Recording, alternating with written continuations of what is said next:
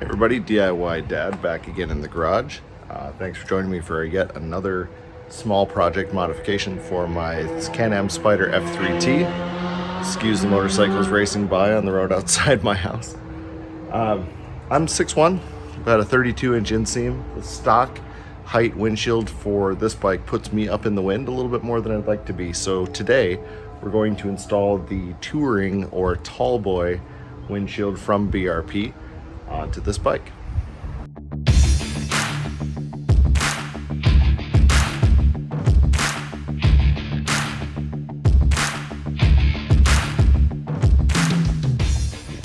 So this is the standard windscreen that comes on the F3T, and like most accessories from Can-Am, the documentation on the Tallboy or Touring windshield is pretty light.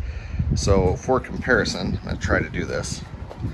The Tallboy windscreen, if I line it up about the same, is about probably 5-6 inches taller, hence the name, but otherwise still fits the profile of the bike. Now the kit that you get for this comes with the new windscreen, as well as replacement brackets that go on either side to support this windscreen.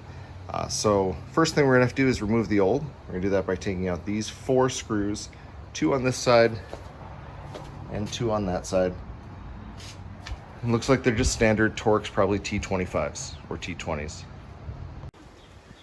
All right, our windshield is removed. It was a T25. And now we're going to pull the standard brackets using these 4 screws here, here, and here. These are T27 Torx. Okay, our bracket is pulled. This is the original bracket.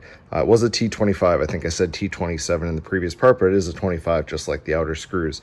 So this is the original height windshield bracket versus the Touring bracket. And you can see there's a pretty significant difference between the two. I've seen questions online for people asking if you can reuse the regular bracket with the taller windshield. The answer is a resounding no. So you can see the screw hole placements are quite a bit different, as well as both the lean angle and the height of this thing. So now we'll get these installed in the location that these were taking before. I've got my own new hardware for it. Because of the way I'm screwing these in, this one's going to be a little bit tricky with the angle getting to that screw, but we'll figure it out. So by way of another comparison, here's the right-hand bracket installed on the bike compared to the left-hand original. And now we'll do the left side. It'll be exactly the same process. Once these were on the bike, the actual access to the screws was quite easy. It was just the way I was holding it. So lucked out there. Okay, finished product is installed on the bike. So we've got the little BRP dropout of the shading in the corners. Nice look, fits with the rest of the character of the bike pretty well.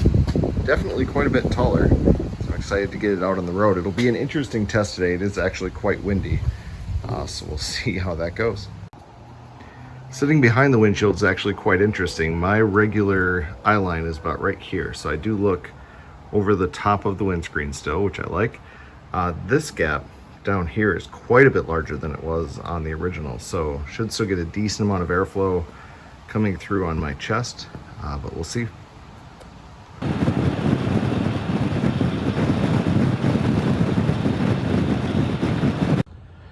So just back from an initial test ride, and I like it so far. It is a much less sporty look for the F3. I mean, it does look very much more, I guess, touring, which, I mean, it's called the Touring windshield, so there you go. We'll say there's a whole lot less buffeting on my helmet when I ride than there was with the shorter windscreen. At my height, at least, it seems like it's flowing pretty well. I do have a little that hits the top vents still, and then there's a decent amount of air that still hits my chest. It doesn't completely block it because of this huge air gap down at the bottom, so that's nice from a keeping you cool while you're riding standpoint. Now, it's not a true test because there's like a 16 to 24 mile an hour wind today in Minnesota, so I'm getting a lot of crosswind that wouldn't normally be there. But so far, it seems like the riding characteristics of it are much nicer for my build than the standard windscreen. So I think I'll keep it. I'm excited to get it out on the freeway and see what it does. I did notice also the radio is a whole lot easier to hear with the new windscreen. It holds the sound better and reflects it better. So that was a kind of a nice surprise, being able to really understand the radio even at speed. So yeah, all in all, pretty impressed with it. So this being the end of a DIY dad video, I do owe you a dad joke. And since we're talking about windshields and stuff, what is a tornado's favorite movie? Gone with the Wind. Okay, that's going to wrap us up from the garage. Thanks for joining me on another one of these. If you're on a motorcycle, do ride safe, and we'll catch you on the next one. Remember, with any DIY project, it doesn't have to be perfect. Most important step is just to do it. Take care. Catch you next time.